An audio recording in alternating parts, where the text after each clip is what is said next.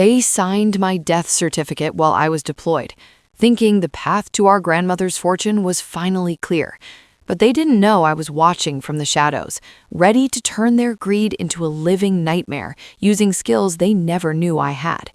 You might think you know what family betrayal feels like.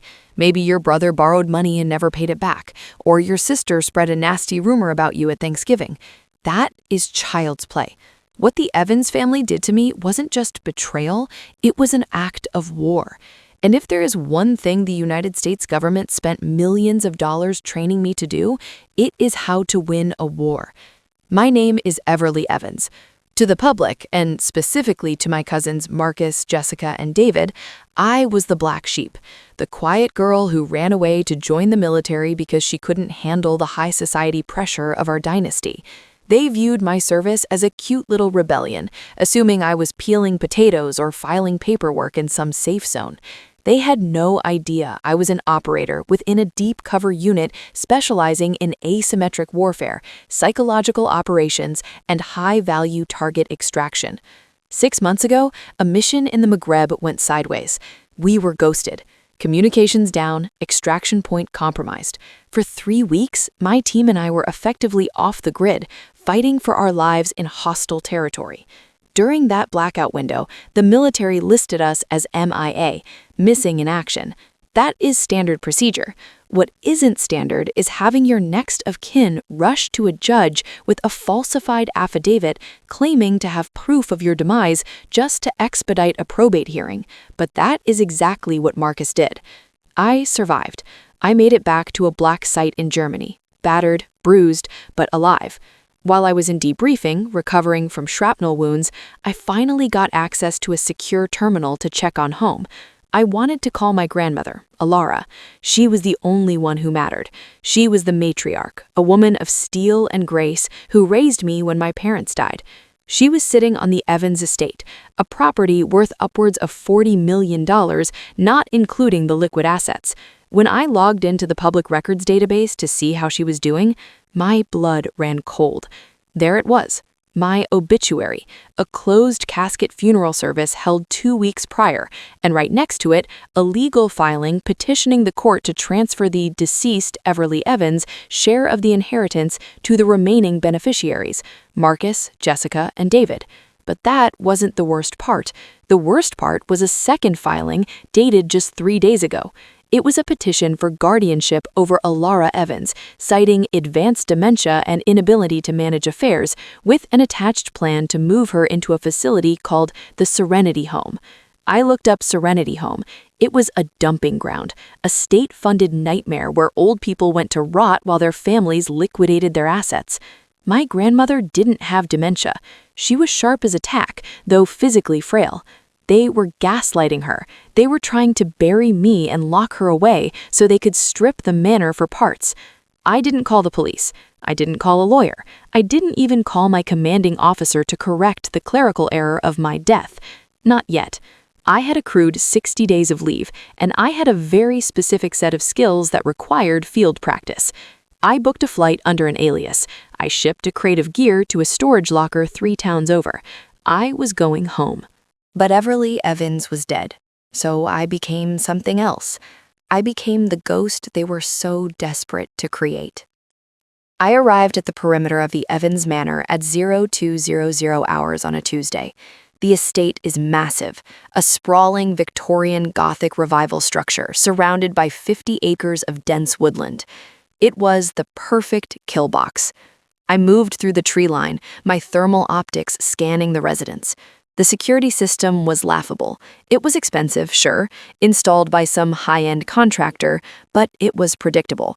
Static cameras, motion sensors with blind spots you could drive a truck through, and a digital keypad system that took me less than 45 seconds to bypass. I didn't disable it, I looped it. I set the cameras to replay a 10-second loop of an empty lawn so I could move freely. I slipped inside through the servant's entrance in the cellar. The smell of the house hit me instantly. Old wood, lavender polish, and the underlying scent of expensive scotch. I moved silently through the walls. The manor had narrow maintenance passages built in the 1920s for staff to move unseen. As a child, I used to play in them. Now they were my tactical command post. I set up my base of operations in the attic space above the master suite, tapping into the Wi-Fi and planting micro cameras and listening devices in every major room. Then I put on my headset and I watched. The scene in the drawing room made me sick. Marcus was there, pouring a drink. Jessica was scrolling on her phone, complaining about the reception. David was eating a sandwich, feet up on an antique coffee table that was older than the country. "When is the doctor coming?" Jessica asked, not even looking up. "Friday," Marcus said, taking a sip. "Dr. Aris is fully on board. He'll sign the competency evaluation, declare the old hag unfit, and we'll have her in the van within the hour. By the weekend, the house is ours to list." "She was asking for Everly again today," David mumbled, chewing with his mouth open. "Kept saying she knows she's not dead." Marcus laughed. It was a cold, cruel sound. "Let her talk. It just proves she's losing her mind. Everly is a pile of bones in the desert, and Grandma is going to the loony bin. We won, David. Stop sweating it." I sat there in the dark, gripping my tactical knife so hard my knuckles turned white. Friday. Today was Tuesday. I had 72 hours to dismantle their lives. I wasn't going to just stop them. I was going to break them. I was going to make them believe that the greed in their hearts had summoned a demon. Phase 1. Paranoia. The first night, I didn't do much. I just wanted to disrupt their sleep. Sleep deprivation is the fastest way to break a target's mental defenses. I waited until 0300. I accessed the smart home system Marcus had installed. I lowered the temperature in Jessica's room to 50 degrees. Then I hacked her smart speaker. I didn't play scary noises, that's amateur. I played a recording of her own voice, taken from a phone call I intercepted earlier, but I slowed it down to 0.75 speed and lowered the pitch. It sounded like a demonic mockery of her own vanity. I watched on the monitor as she woke up shivering, looking around in confusion. She turned the heat up. I turned it back down. She unplugged the speaker. I used the directional speakers I had planted in the vents to whisper, just below the threshold of conscious hearing. "Greedy, greedy." She pulled the covers over her head. She didn't sleep the rest of the night. For David, the muscle, I went physical. He was sleeping in the guest wing. I crept out of the walls, moving like smoke across the floorboards. I stood over his bed. I didn't touch him. I just placed a single object on his nightstand. A spent 5.56 casing, the same type of ammo used in the rifle I carried overseas. Then I slammed his bedroom door shut and vanished back into the shadows before he could turn the light on. I heard him scream. I heard him running down the hall to Marcus's room, yelling that someone was in the house. Marcus, the rational lawyer, dismissed it. "It's the wind, you idiot, or the house settling. Go back to sleep." "There was a bullet on my table, Marcus," David yelled. "You probably left it there from one of your hunting trips. Stop being paranoid." Phase 1 complete. Friction established. Day 2, the haunting. The atmosphere in the house was tense the next morning. Jessica looked like a zombie. David was jumpy, carrying a baseball bat everywhere he went. Marcus was trying to hold it together, focusing on the paperwork for the asylum transfer. I spent the morning with Grandma. They had locked her in her suite on the second floor. When the coast was clear, I picked the lock. Entering her room broke my heart. She was sitting in her wheelchair by the window, looking out at the rain. She looked smaller than I remembered. "Grandma?" I whispered. She turned. Her eyes were cloudy, but as they focused on me, they cleared. There was no shock, no fear. She just smiled, a knowing, triumphant smile. "I told them," she whispered, her voice raspy but firm. "I told them you weren't gone. An Evans woman doesn't die that easily." I went to her, kneeling beside the chair. I held her fragile hand. "I'm going to get you out of here, Grandma, but first I have to teach them a lesson. Can you play along for me, just for a little while?" Her grip tightened on my hand. It was surprisingly strong. "Make them suffer, Everly, for what they've done to this family." That was all the permission I needed. I left her room and relocked the door. Now the gloves were off. That afternoon, I targeted Marcus. He was in the study, reviewing the forged death certificate. I was in the library directly above him. I used a high-frequency emitter to vibrate the floorboards. It creates a sensation of uneasiness, a subsonic frequency that causes nausea and anxiety. I watched him loosen his tie. He started pacing. He went to pour a drink, but the decanter was empty. I had emptied it. In fact, I had moved every bottle of alcohol in the house to the basement. He stormed out to yell at the housekeeper, but I had already dismissed the staff. I had sent a text from Marcus's phone to the cleaning crew and the cook, telling them they were fired and to leave the premises immediately. The house was empty, save for the 3 vultures and their prey. When Marcus came back to the study, the death certificate was gone. In its place was a photo of me, taken 2 days ago from the tree line, showing Marcus standing in the window. I watched the color drain from his face. He picked up the photo, his hands trembling. He looked out the window, then back at the photo. "Who's doing this?" he shouted to the empty room. "David, is this your idea of a joke?" He ran to find David. This was the moment to escalate. I cut the power. I didn't just flip the breaker. I initiated a localized EMP burst from a device I rigged, frying the main control board for the house's electrical system. The manor plunged into darkness. Outside, a storm was brewing. Nature was cooperating with my narrative. Thunder shook the window panes. "Jessica! David!" Marcus screamed. They gathered in the foyer, using their cell phone flashlights. "The power is out," David said, stating the obvious. "And my phone has no service." "Mine neither," Jessica whined. "I can't update my story." I had engaged a cellular jammer. They were cut off. No Wi-Fi, no cell signal, no landline. Just 50 acres of dark woods and me. "Someone is messing with us," Marcus said, his voice tight. "That photo. Someone is watching us." "I told you," David yelled. "I told you someone was in the room last night." Is it Everly?" Jessica whispered, her voice trembling. "Everly is dead," Marcus snapped. "Dead people don't take photos. It's a squatter or a rival attorney trying to scare us off the estate. David, get your gun." I can't find the key to the gun safe," David stammered. I smiled in the darkness of the landing above them. Of course he couldn't. I had the keys. "Useless," Marcus roared. "Fine. We stay together. We lock the doors. Dr. Eris comes tomorrow morning. We just have to make it through the night." Phase 3. The siege. Night fell heavy and black. The house was cold. They had gathered in the living room, lighting a fire in the hearth. The shadows danced on the walls, creating monsters in the corners. I put on my night vision goggles. To them, the house was a labyrinth of pitch black. To me, it was bright green and clear as day. I moved furniture silently in the hallways. I opened doors they had just closed. I started with Jessica again. She needed to use the bathroom. She took a candle and walked down the hall, terrified. When she was inside the bathroom, I locked it from the outside. Then I filled the hallway with fog from a portable machine I'd set up. I started playing the audio again. This time, it wasn't whispers. It was the sound of a heart monitor flatlining. Beep. Then silence. Then my voice, projected from the ceiling. "Why did you sign it, Jessica?" She screamed, "Let me out! Marcus! Marcus!"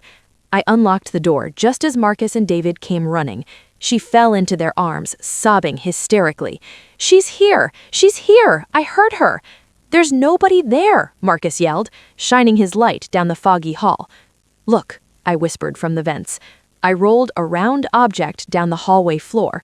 It bumped against David's shoe. He shined his light on it. It was an old doll I used to play with, but I had modified it. I had dressed it in scraps of a military uniform. And pinned to its chest was the legal petition to commit Grandma to the asylum. "How?" Marcus backed away. "I had that in my briefcase. My briefcase is locked in the safe." "She knows," David whimpered. "She knows what we're doing." "Shut up." Marcus grabbed the paper. "Show yourself. You think I'm scared of cheap tricks?" I decided to show him exactly what he should be scared of. I threw a flashbang grenade from the upper landing. Not a lethal one, but a tactical distraction device. It detonated with a blinding flash and a deafening bang. They hit the floor, blinded and disoriented. I rappelled down from the second-floor balcony, landing silently on the marble floor of the foyer. I was wearing my full tactical gear, black fatigues, vest, combat boots, and a ballistic mask that covered my face. I looked like a reaper. I grabbed David first. He was the biggest threat physically. Before his vision could clear, I applied a sleeper hold. He thrashed for 3 seconds, then went limp. I zip-tied his hands and feet and dragged him into the coat closet. Jessica and Marcus were still rubbing their eyes, coughing from the smoke of the flashbang. "David?" Marcus called out. "David is indisposed," I said. I didn't use a modulator this time. I used my command voice, cold, authoritative, the voice that gave orders under fire. Jessica screamed when she saw me standing in the firelight, the silhouette of a soldier. "Who are you?" Marcus demanded, though his voice cracked. He picked up a heavy iron poker from the fireplace. "Get out of my house." "Your house?" I took a step forward. "You haven't earned a shingle of this roof, Marcus." He swung the poker. It was a clumsy, desperate swing. I caught his wrist midair, twisted it until the bone snapped audibly, and kicked his knee backward. He collapsed, howling in pain. Jessica tried to run for the front door. I let her get there. I had barred it from the outside earlier. She tugged uselessly at the handle, sobbing. I walked over to Marcus, who was clutching his broken wrist on the rug. I crouched down and removed my mask. The firelight hit my face. I saw the recognition in his eyes, the absolute, unadulterated horror. "Everly?" he wheezed. "No, the certificate." Paperwork doesn't kill people, Marcus. People kill people, and greed kills families. I stood up and looked at Jessica. She was slumped against the door, sliding down to the floor, unable to speak. "You wanted to declare Grandma incompetent," I said, my voice calm but laced with venom. "You wanted to throw her in a hole so you could buy sports cars and condos. You declared me dead to steal what wasn't yours." We didn't know," Jessica sobbed. "We thought you were really gone." "Liar," I snapped. "I saw the emails. I saw the rush order on the death certificate. You didn't care if it was true. You just wanted it to be true." I pulled out my phone. I had restored the signal for myself. "Here is what is going to happen. The police are already on their way. Not for the burglary, but for the fraud. I've sent copies of your emails, the forged documents, and the recordings of your little conspiracy to the district attorney." Marcus tried to sit up. "You can't. We're family." I laughed. It was a harsh, dry sound. "Family? You left me for dead. You tried to imprison our grandmother. You are not family. You are targets, and the mission is complete." The blue and red lights of the police cruisers flashed through the stained glass windows. The aftermath was swift and brutal. Dr. Eris, the corrupt doctor, was arrested the next morning. It turned out Marcus had bribed him to falsify medical records for elderly patients multiple times. That opened a RICO case. Marcus was charged with fraud, forgery, and conspiracy. With his broken wrist and blown-out knee, he didn't look so arrogant in his mugshot. He was disbarred immediately. Jessica and David were charged as accomplices. Jessica tried to turn state's witness against Marcus to save herself, but I had enough recordings of her mocking Grandma to ensure the jury hated her. As for Grandma Ilara, she's doing just fine. I moved back into the manor. We hired a proper care team, people who actually care about her. I spent the first month just sitting with her, drinking tea, and listening to her stories. She passed away peacefully in her sleep 3 months later. She died in her own bed, in her own home, holding my hand. She left the entire estate to me, with a specific clause that not a single penny was to go to her other grandchildren. I'm writing this from the study where Marcus tried to sign her life away. The house is quiet now. The ghosts are gone. Sometimes, when I'm in town, people ask me if it was hard to hunt down my own flesh and blood, if I feel guilty about sending my cousins to prison. I just smile. They don't understand. When you're a soldier, you're trained to protect what matters at all costs. You identify the threat, you engage the threat, and you neutralize the threat. It doesn't matter if the threat is a terrorist in the desert or a lawyer in a bespoke suit.